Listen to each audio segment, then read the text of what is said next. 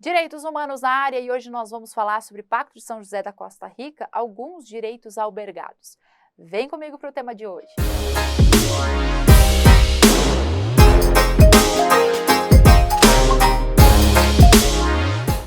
Pacto de São José da Costa Rica, a nossa convenção americana, originalmente trouxe apenas em seu bojo direitos de ordem e primeira dimensão, direitos civis e políticos, portanto. A discussão se ampliou até o ponto que o Protocolo de São Salvador foi necessário. E ele passa a prever que direitos também de segunda dimensão, econômicos, sociais e culturais, integrariam o bojo da nossa grande convenção americana. Então, olha só, gente, acerca do pacto, inicialmente promulgado pelo decreto do Executivo 678 em 92, ele foi internalizado para a nossa ordem interna aqui com status supralegal, ou seja, não pode ser derrogado por normas infraconstitucionais, né? Previu extensivamente a primeira dimensão, como eu falei para vocês, direitos civis e políticos, então grande parte dos artigos é direito à vida, moradia, liberdade, as questões de dignidade envolvendo a moradia, né? Há ainda a menção expressa sobre a implementação dos direitos de forma progressiva, mas somente se traz os direitos extensivamente de segunda dimensão após a aprovação do Protocolo de São Salvador, tá bom? Então eu diria para vocês, para você compreender todos os direitos que ali foram albergados, tratados, você pensar no texto originariamente, direitos de primeira dimensão, então vida, liberdade, né, propriedade, e depois do Protocolo de São Salvador, a segunda dimensão, direitos econômicos, sociais, culturais, sendo implementados progressivamente. E aí o bojo ficou um pouquinho mais redondinho, você pode observar que o protocolo ele traz em 1988, né, foi editado pelo Congresso em 95 e depois ratificado, produzindo seus efeitos aqui, ó, depois do decreto do presidente em 99, com esse status supralegal, quando finalmente o protocolo prevê, então, direitos de segunda dimensão. Dentro desses direitos de segunda dimensão, nós vamos falar em condições melhores de trabalho, gente, sobretudo aqui. Olha quando nós falamos em normas trabalhistas, né? Direito ao salário mínimo, direito de ter férias, olha quantos direitos legais previstos pelo nosso Pacto de São José. Aí, uma observação bem legal com relação aos textos que existiam antes, né? Quando a gente fala do texto da DUD, da Declaração Universal, claro que aqui é sistema global, né? A CAD, a Convenção, o Pacto de São José, é o sistema americano, em âmbito da OEA, né? Mas, do ponto de vista cronológico, a nossa DUD, ela é anterior, né? E aí, olha a grande pegadinha que confunde os alunos em prova.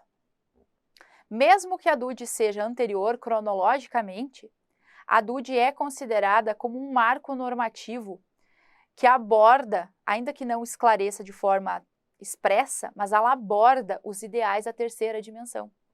Lá no preâmbulo ela já vai falar de família humana, o artigo 1º vai falar em fraternidade, então a DUD ela já se preocupa em dizer, olha, a gente tem que discutir do ponto de vista dos direitos difusos e coletivos. Ela é considerada um marco, gente, com relação ao grande boom da segunda fase de internacionalização dos direitos humanos. Já a CAD, né, o Pacto de São José, que é de 1969, mesmo sendo cronologicamente posterior, o Pacto de São José não prevê direitos de terceira dimensão. Aí você vai me perguntar, mas prof, por quê? Porque não era a intenção.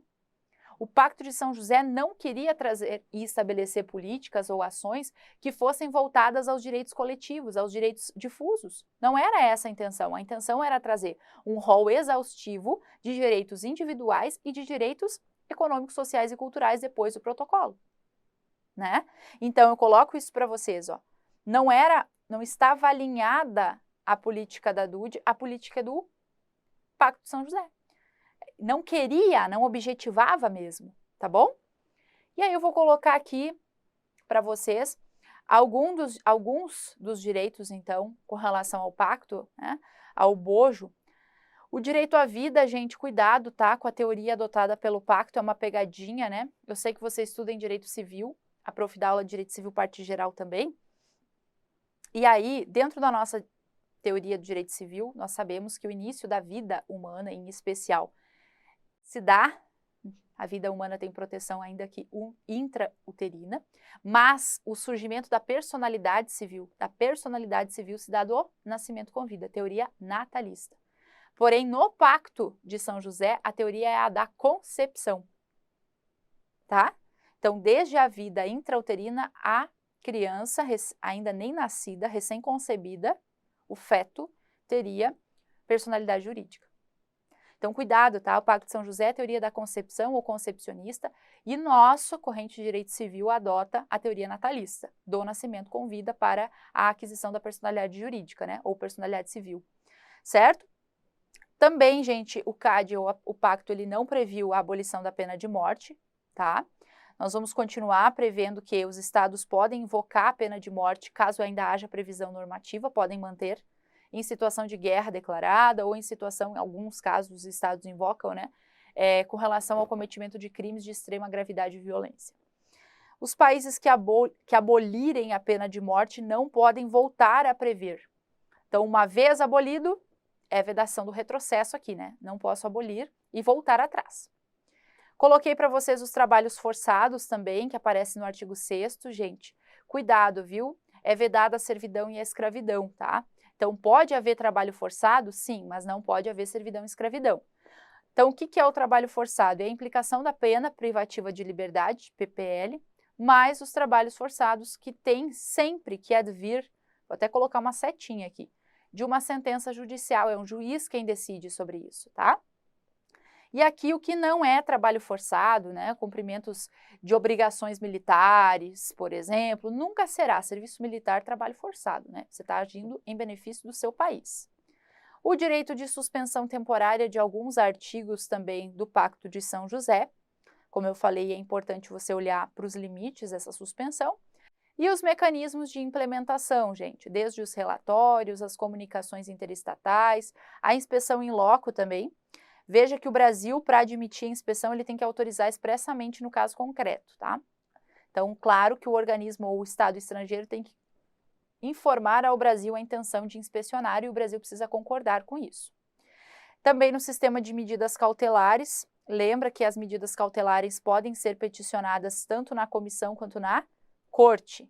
É o caso que eu falei para vocês da exceção, onde o próprio indivíduo tem legitimidade para propor petição individual, tá? Como eu falei para vocês, essa é a exceção mesmo. Quando o processo dele, a petição já está correndo na CID e a violação continua existindo, o Estado continua omisso e o indivíduo pode mover o seu processo da CID para a Corte. Quando a gente falou em dica separada sobre legitimidade, né? Mas afora essa circunstância de necessidade de medida cautelar, o indivíduo que é vítima de violação, ele sempre peticiona diretamente na CID, na Comissão Interamericana, tá bom? Então, cuidado. Essa foi a nossa dica também sobre o Pacto de São José. Um abraço, um beijo e até o próximo tema.